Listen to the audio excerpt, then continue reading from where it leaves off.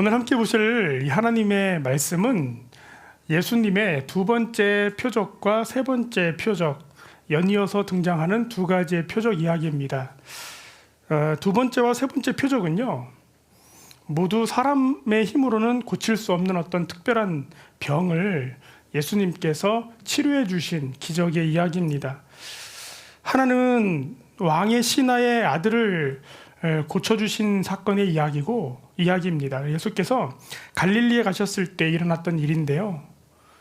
그 마을은요, 과거에 예수님께서 그 물을 변화시켜서 포도주로 만드셨던 적이 있었던 그 동네가 바로 그 마을입니다. 예수님께서 갈릴리 가나 지역을 떠나 계셨을 때 마을에 이미 그러한 소문들이 많이 퍼져 있었던 모양입니다. 그래서 예수님이 다시 가나에 오셨을 때 그 갈릴리 사람들은요, 예수님을 대단히 환영해 주었습니다. 막 기뻐했어요. 성경 말씀처럼 예수님을 배척하고 싫어했던 예루살렘과는 대조적으로 갈릴리 사람들은요, 예수님을 영접하고 환영해 주었고, 비록 그것이 진심으로 예수님을 믿는 믿음에서 나온 환영은 아니었을지라도 그들은 예수님의 모든 행동에 관심을 갖기 시작을 했습니다. 이러한 갈릴리 사람들의 태도가 얼마나 좋은 것이었는지는 나중에 이야기를 하고, 오늘은 그 이야기의 중심 주제인 왕의 신하의 이야기에 좀 집중해 보려 합니다. 예수님의 소문을 들은 사람들은요, 갈릴리 가나 사람만은 아니었습니다. 주변에도 그런 소문은 삽시간에 퍼져 나간 모양입니다. 그래서 가버나움이라는 곳에도 예수님에 대한 소문이 다 퍼져가 나갔는데, 가버나움이라는 동네는 갈릴리에서 걸어서 한 4-5시간 정도 걸리는 그런 거리에 있는 동네입니다. 그곳에 왕의 신하가 살고 있었는데, 이야기인즉 그의 아들에게 생사를 오가는 어떤 큰 병이 들었다는 겁니다. 그런데 그 왕의 신하는 예수님의 소문을 들은 적이 있는 거예요. 그래서 그 마음에 희망을 품은 것이죠. 소문에 듣자 하니까 물이 변하여 포도주로 바꾸신 분이 있다는데, 그분이라면 혹시 내 아들을 고쳐주실 수 있지 않을까라고 하는 지푸라기라도 잡고 싶은 심정으로 예수님을 찾아간 것이죠. 그리고 그 왕의 신하라는 사람이 예수님께 이렇게 간청했습니다. 예수여, 우리 아들이 죽게 됐습니다. 오셔서 우리 아들 좀 고쳐주세요. 이렇게 요청하는 왕의 신하의 마음에 틀림없이 믿음이 없다는 걸 예수님은 잘 아셨던 모양이에요. 그래서 이렇게 말씀합니다. 너희는 표적과 기사를 보지 못하면 도무지 믿지 아니하니라. 막 혼내신 것이죠. 하지만 예수님은요, 그렇게 지푸라기라도 잡고 싶은 심정으로 믿음은 없지만 예수님을 찾아온, 그리고 그 아들을 고치고 싶어하는 그 부모의 사랑의 마음을 보셨는지 그의 아들을 고쳐주셨습니다.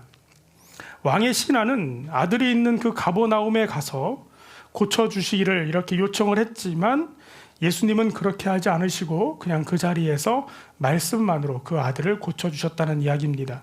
4장 50절에 이렇게 예수님께서 말씀하셨어요. 예수께서 이르시되 가라, 내 아들이 살아있다. 그 사람이 예수께 하신 말씀을 믿고 갔답니다. 정말이지 예수께서 말씀하셨더니 물이 변하여 포도주로 변했던 것처럼 왕의 신하의 아들의 그 병이 고쳐진 것입니다. 집에 돌아가서 그 사실을 확인한 왕의 신하 그리고 그의 가족들은 이 기적으로 인해서 예수님을 믿게 되었다고 성경에 기록되어 있습니다. 모든 가족이 예수님을 믿게 되었다고 성경에 기록되어 있죠.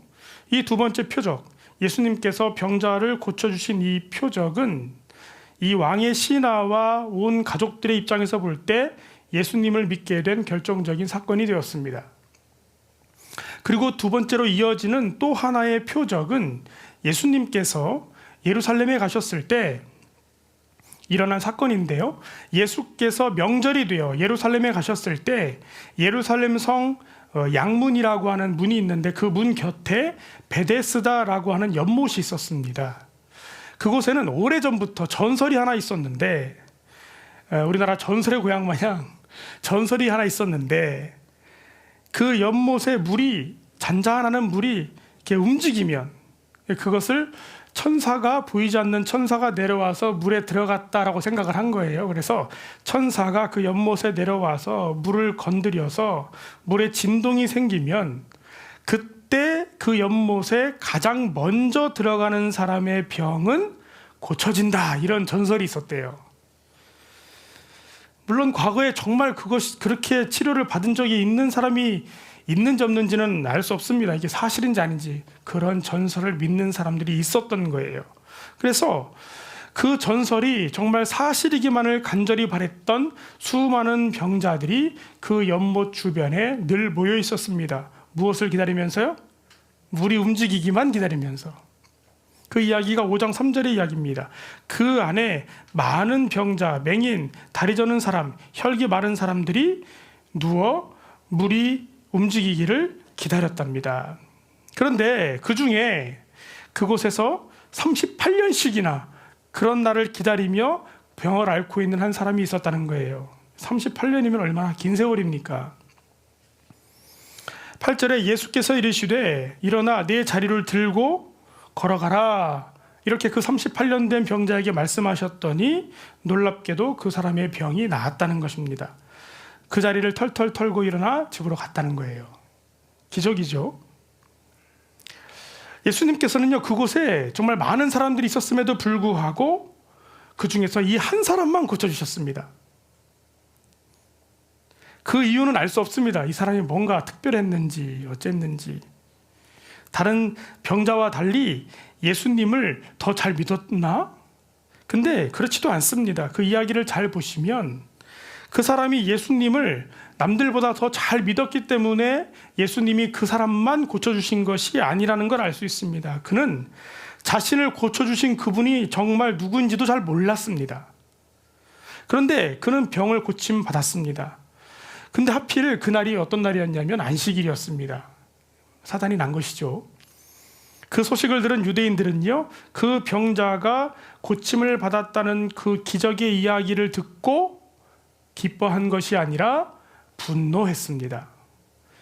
어느 정도로 분노했냐면 5장 16절 이하의 말씀을 보니까요, 이 일로 인하여 유대인들은 예수님을 박해하기 시작했고, 그리고 심지어 예수님을 죽이고자 마음먹기 시작했다고 성경에 기록되어 있습니다.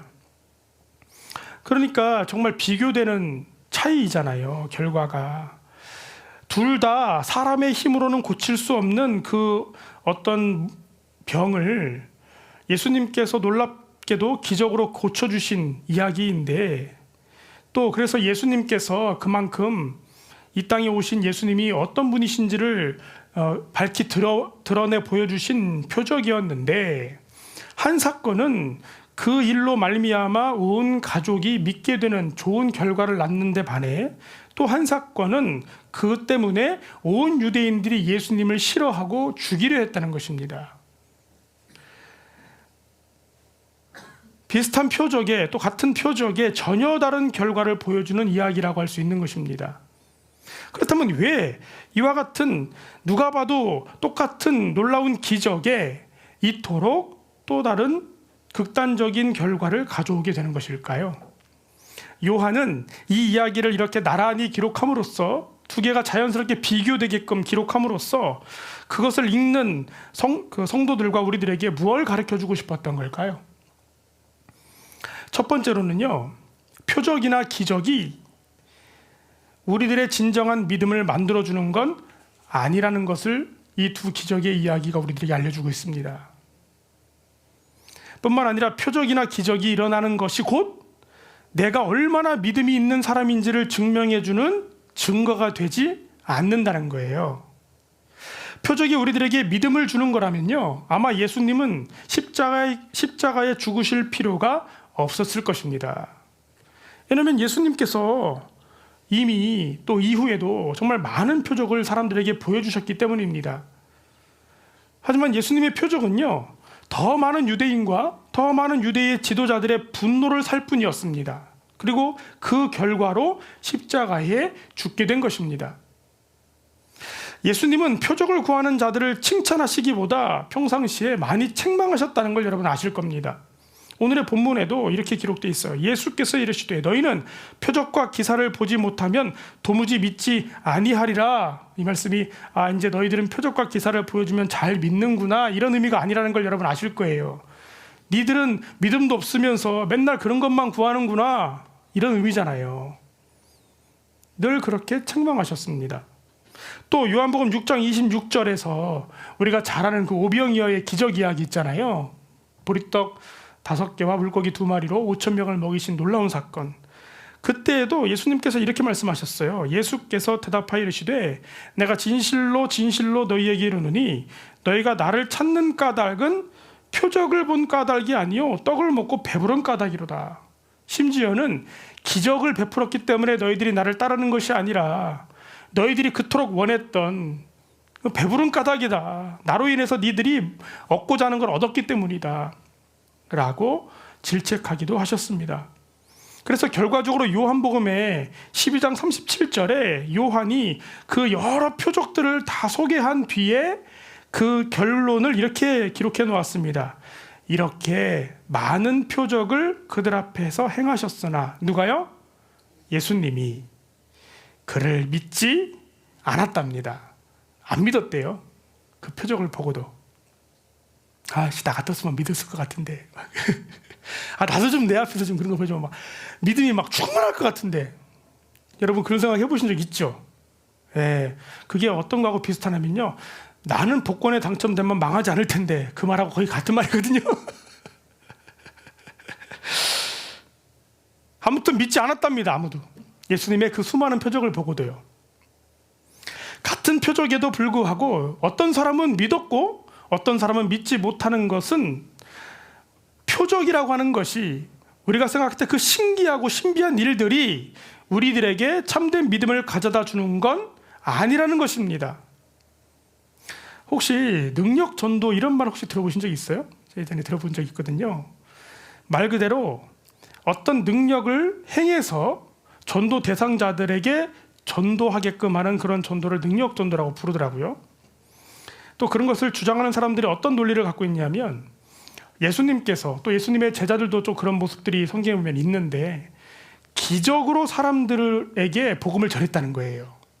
그 기적을 베풀므로 말미암아 그 사람들이 이게 웬일인가 그러면서 예수님이 정말 살아 역사하는구나 이러면서 믿는다는 거예요. 그래서 능력으로 전도해야 진짜 능력 있는 전도라고 말하는 사람들이 있습니다. 그렇게 가르치는 사람들도 있고요. 또 그런 능력을 가져야 된다고 말하는 사람들도 있고, 또 그러면서 더불어서 나는, 그 이야기를 하는 사람, 나는 그런 능력이 있다는 이야기를 은연중에 하면서 이렇게 자신의 특별함을 이렇게 부각시키는 사람들이 있습니다. 근데요, 제가 분명하게 말씀드립니다. 이런 주장은요, 거짓말입니다. 여러분, 현혹되지 마세요. 이 사람들의 말처럼 능력으로 하는 전도가, 그런 기적을 베풀고 뭔가 신비한 일들을 행하는 것으로 전도하는 것이 가장 훌륭하고 대단한 전도였다면요, 성경에서 가장 실패한 사람이 있습니다. 그게 누굴까요? 예수님입니다. 이렇게 많은 표적을 그들 앞에서 행하셨으나 그를 믿지 않았답니다. 그러니 능력 전도가 가장 훌륭한 전도라면 가장 실패한 분은 정작 누구세요? 예수님입니다. 예수님은 모두가 손가락질하고 이해할 수 없는 힘없는 십자가에 죽는 것으로 우리를 구원하셨습니다. 그러니 그렇게 따지면 예수님 믿을 필요 있어요, 없어요? 이렇게 능력 없는 사람을 어떻게 믿어요? 또 그와 마찬가지로 세상 말로 도매금으로 하나님 또한 무능하신 분이 분명합니다. 왜 이토록 복음이 전파되는 것이 어렵습니까? 우리나라도 크리스찬 비율이 꽤 많은 나라 중 하나인데, 그럼에도 불구하고 몇 프로 정도 돼요? 10%나 되나요? 20%쯤 되나요? 이런 이야기를 하는 사람들, 그들은요, 그 속을 가만히 내려다보면 하나님을 높이고 있는 것이 아니라 자기 자신을 높이고 있는 것입니다. 그러니까 속지 마세요. 저 사람들 대단하다 이러지 마세요. 만약 그것이 정말 하나님이 주신 능력이라면 그분이 대단한 게 아니라 그런 사람에게 능력 주신 하나님이 대단한 것입니다. 여러분, 성경에 기드온 이야기가 있습니다. 사사. 하나님께 표적을 구했던 이야기가 등장하고 너무 재밌는 이야기여서 소개해드리면, 그는 하나님이 그를 사사로 부르셨을 때 하나님께 이런 걸 요구해요. 하나님, 그러면은요, 제가 사사로 역할을 하기 전에 이런 것 좀 보여주세요. 한 번은 제가 밖에다가 들에다가 양털을 이만큼 수북히 쌓아놓을 테니까 요 양털에만 밤새 이슬이 내려서 젖고 그 주변에는 안 젖게 해주세요. 그랬더니 하나님이 그렇게 해주셨습니다. 그랬더니 그 다음날 또 하나님, 그러면 이왕 하시는 길에 한 번 더 해서 또 양털을 놓을 테니까 양털만 뽀송뽀송 안 젖고 그 들만, 땅만 젖게 해주세요. 이렇게 요구를 했습니다. 그랬더니 또 하나님이, 우리 속이 좋으신 하나님이 그것도 해주셨습니다. 늘 말씀드리지만 제가 하나님이었으면은요, 야, 하지마 그럴 것 같아.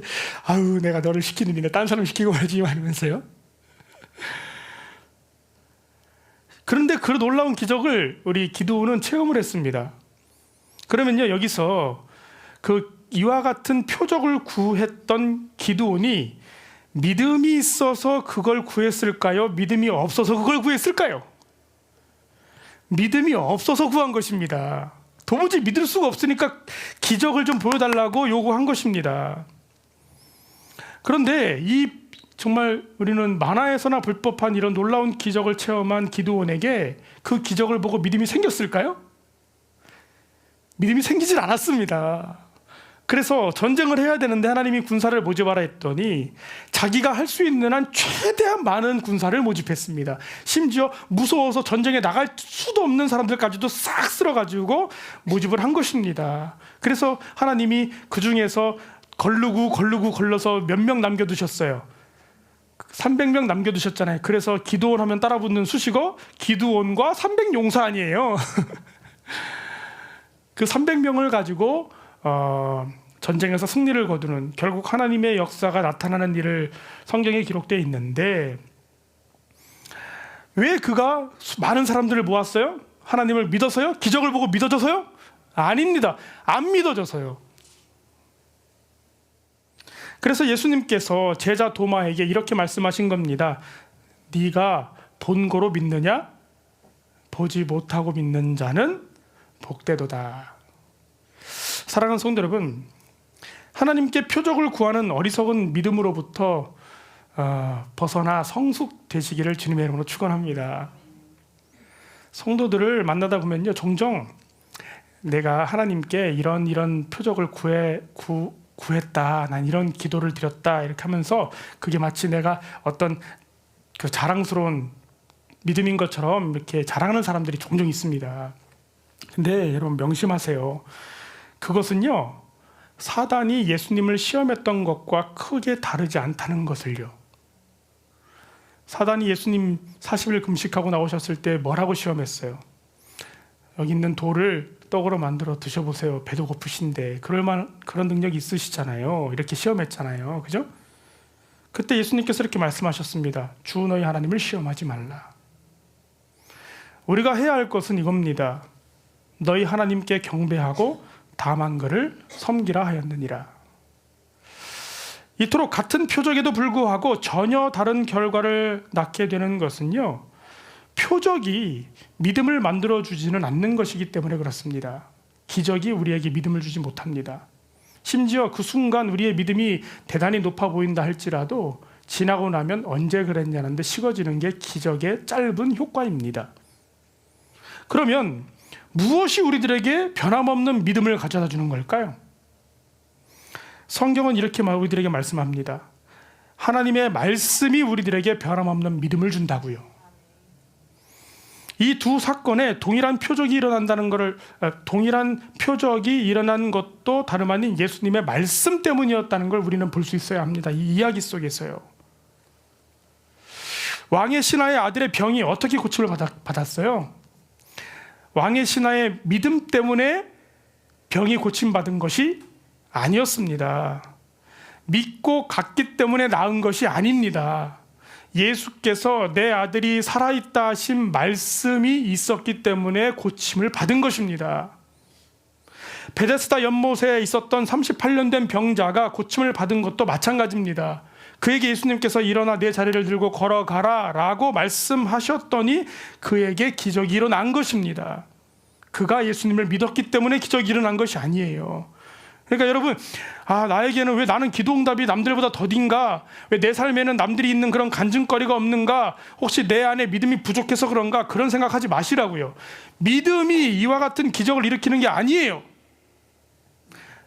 주님의 말씀이 기적을 일으키는 것입니다. 그렇다면 어떻게 말씀이 이와 같은 기적을 일으키는 걸까요? 17절에서 18절 말씀에 이렇게 기록되어 있습니다. 함께 읽어볼까요? 시작.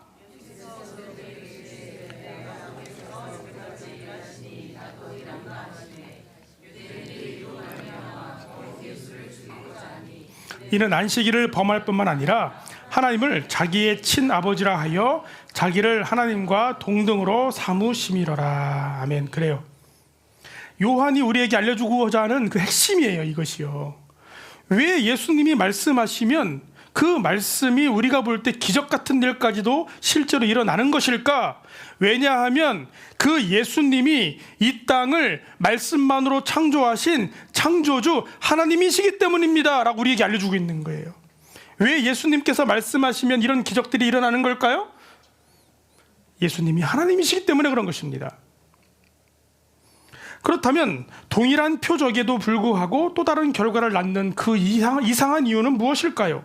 5장 21절 말씀에 이렇게 기록되어 있습니다. 아버지께서 죽은 자들을 일으켜 살리심같이 아들도 자기가 원하는 자들을 살리느니라. 이 말씀이 어떤 의미인가 하면요, 누군가가 믿음이 있어서 기적이 생기고 또 기적을 보고 믿음이 생기는 게 아니라 그 모든 일에는 하나님의 뜻이 있다는 것입니다. 구원하심은 하나님의 뜻에 달려있는 것이지 인간의 선택에 달려있는 게 사실은 아니라는 것입니다. 그래서 같은 표적에도 불구하고 어떤 사람들은 그것이 믿어지고 어떤 사람들은 믿어지지 않는다는 거예요. 하지만 분명한 건 말이죠, 하나님께서 말씀하시면 그 말씀이 살아 역사한다는 것입니다. 그래서 하나님은 하나님의 뜻대로 구원하고자 하시는 자들에게 기적을 베푸시는 게 아니라 어떻게 하시냐면 말씀하세요. 그 말씀을 듣는 자에게 그 말씀이 살아 역사합니다. 겉으로 드러나는 표적보다 사실은 보이지 않는 그 말씀의 살아 역사하심이 더 강력한 것입니다. 우리는 이 두 가지 표적 이야기에서 보이지 않는 그들의 심령의 역사를 볼 수 있어야 합니다. 오늘 이야기 속에 잘 드러나지 않지만 사실은 핵심인 그들의 심령의 변화를 우리가 볼 줄 알아야 돼요. 우리는 그걸 잘 보지 못해요. 왜냐하면 겉으로 드러난 이 기적의 이야기가 훨씬 더 임팩트가 있고 우리 눈을 사로잡거든요. 그런데 보이지 않는 그 중심을 여러분 보실 줄 아셔야 돼요. 왕의 신하는요, 아들이 살아있다라고 하는 예수님의 말씀을 듣자 그 심령의 변화가 일어났습니다. 성경이 어떻게 표현되어 있냐면 예수께서 하신 말씀을 믿고 갔다 이렇게 표현되어 있는데 이게 굉장히 정확한 표현입니다. 51절과 52절 말씀을 보면은요, 그가 집에 돌아가는 이야기가 기록되어 있는데 돌아가다가 집에서 그 주인을 찾아오는 종들과 중간에 만납니다. 그러면서 종들이 무슨 얘기를 전해요? 주인님, 아들이 살아났습니다. 병이 나았어요. 열이 내렸습니다. 전했어요. 그랬더니 그게 언제 그랬니? 하고 물었더니 언제라고 성경에 기록하면 어제 7시에 그랬습니다. 그랬어요. 어제 7시에. 근데 그 어제 7시가 뭐냐면 예수님께서 내 아들이 살아있다 하셨던 그때라고 성경에 표현되어 있습니다.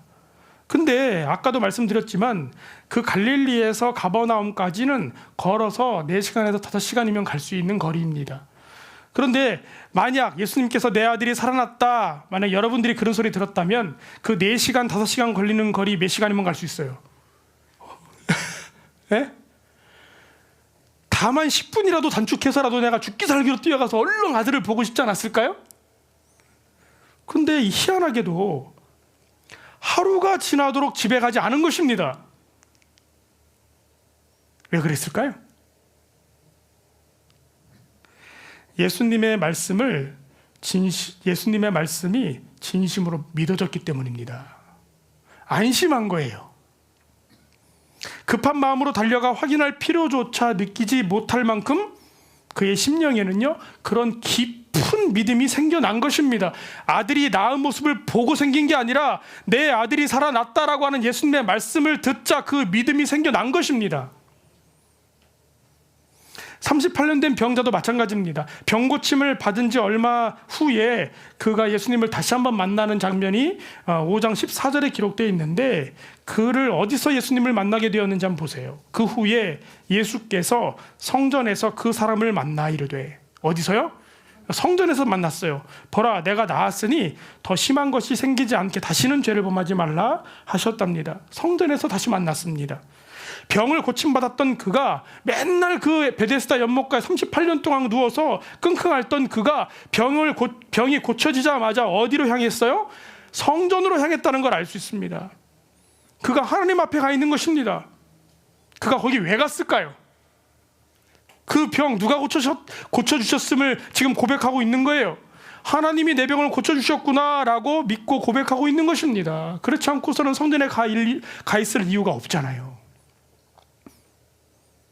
그렇다면 그가 왜 이런 일이, 그의 심경의 변화가 왜 일어난 것일까요? 예수님의 말씀을 들었기 때문입니다. 5장 24절에 이렇게 기록되어 있어요. 내가 진실로 진실로 너희에게 이르노니 내 말을 듣고 나 보내신 이를 믿는 자는 영생을 얻었고 심판에 이르지 아니하나니 사망에서 생명으로 옮겼느니라. 이 말씀에서 말하는 듣는다라고 하는 이 말은요, 단순히 소리가 내 귀에 들렸다 이 뜻이 아닙니다. 말 그대로 들은 거예요. 진심으로 들은 거예요. 로마서 10장 17절 말씀에 그러므로 믿음은 무엇에서 나며? 들음에서 나며 들음은 그리스도의 말씀으로 말미암느니라. 이렇게 말씀하신 이유가 바로 이 때문입니다.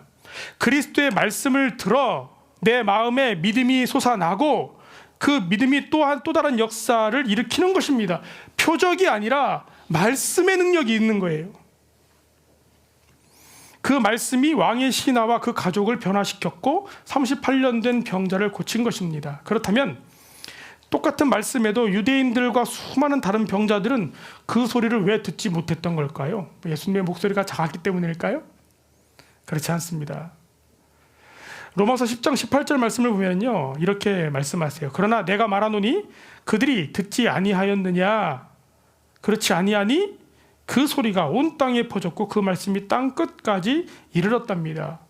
또 예수님께서 예루살렘 성전에 들어가실 때 뭐라 그래요? 저 제자들을 좀 조용히 시켜주세요. 그랬더니 그러면 돌들이라도 소리 지르리라 말씀하시면서 그 예수님의 말씀, 우리 하나님의 뜻이 이미 온 세상에 퍼져 있다라고 말씀하세요. 그들이 듣지 못해서, 들리지 않아서 듣지 못한 것이 아니라는 것입니다.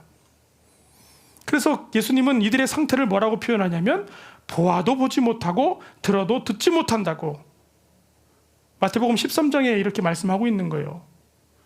15절 보세요. 이 백성들의 마음이 완악하여져서 그 귀는 듣기에 둔하고 눈은 감았으니 이는 눈으로 보고 귀로 듣고 마음으로 깨달아 돌이켜 내게 고침을 받을까 두려워함이라. 왜 듣기를 거부한대요? 듣고 깨달아서 고침받을까 봐 두려웠어요. 듣고 깨달으면 고침을 받게 되는데 듣고 깨달아 고침받는 것이 두려워서요. 왜요? 그냥 죄악된 삶 가운데 사는 것이 즐겁고 기쁘니까요. 좋으니까요. 굳이 고침받고 싶어 하지 않는 것입니다. 그게 우리 인간의 기본적인 마음의 상태입니다. 우리의 심령이 완악해서 명백한 하나님의 말씀이 우리 귀에 들리지를 않는 것입니다. 아니, 들려도 들은 척하지 않는 것입니다. 그래서 같은 말씀을 들어도 누군가는 믿지만 누군가는 믿지 않는 거예요. 그러나 왕의 신하와 그의 가족들 그리고 38년 된 병자는 예수님의 말씀을 들었습니다. 믿음이 없었지만 그 말씀을 들음으로 기적이 일어났고 믿음이 생겨났고 변화된 것입니다. 왜 그들이 더 그랬을까? 그들의 심령이 가난했기 때문입니다. 이들의 병 때문에, 또 38년 된 지속된 그 병 때문에 그들의 심령이요 그 누구보다 간절했어요. 그들에게 이런 일이 없었다면 그들은 예수님을 찾지도 또 예수님의 말씀에 귀를 기울이지도 않았을 겁니다. 아니, 아프지 않았다면, 그 아들이 아프지 않았다면 왕의 신하가 예수님을 찾을 이유가 있었겠습니까? 38년 된 병자가 아프지 않았다면 그곳에 누워 있을 필요가 있었겠습니까? 없었을 겁니다. 어쩌면 그들에게 닥쳐온 그 병마의 고통은 그들에게 복이었는지도 모릅니다. 심령이 가난한 자는 복이 있나니 천국이 저희 것이미요, 애통하는 자는 복이 있나니 저들이 위로를 받을 것임이라. 사랑하는 성도 여러분, 말씀의 능력이 있습니다. 잊지 마십시오. 사람에게 능력 있는 것이 아닙니다. 목사에게 능력 있는 것이 아닙니다. 여러분, 교회 시스템에 능력 있는 것이 아닙니다. 여러분 손에 들려져 있는 말씀의 능력이 있는 것입니다. 끊임없이 제가 말씀을 강조하는 이유입니다. 말씀에 귀 기울이는 자가 복 있는 것입니다. 주님께서 말씀하실 때 듣는 사람이 복 있는 것입니다. 여러분의 연약함이 말씀에 귀 기울이도록 이끈다면 그 연약함이 여러분들에게 축복입니다. 그 말씀으로 여러분들의 마음에 생각지도 못했던 믿음이 자라나게 되고 그것이 구원을 이루는 것입니다. 하나님 아버지께서 죽은 자들을 일으켜 살리심 같이 그렇게 원하는 자에게 말씀을 주시고 듣게 하시고 또 성령님을 통해서 이해되게 하시고 우리 마음을 뜨겁게 하시고 순종케 하시고 그렇게 우리를 살리시는 것입니다. 같은 표적에 다른 결과가 없기를 주님의 이름으로 축원합니다. 내포들 사랑의 모든 성도는 같은 말씀으로 같은 은혜를 모두가 누리기를 주님의 이름으로 축원합니다. 그래서 우리 교회 성도님들이 정말 말씀에서 은혜를 누리고 삶의 기적이 일어나고 기적이 없더라도 그 말씀의 약속을 붙들고 굳건히 믿음 생활하는 말씀이 믿음의 반석이 되기를 올해 주제 아니에요? 또 우리 교회의 중요한 교회의 근간입니다. 말씀의 반석 위에 또한 여러분들의 신앙 고백의 반석 위에 굳건히 선 믿음 다 갖게 되시기를 주님의 이름으로 축원합니다. 기도하겠습니다.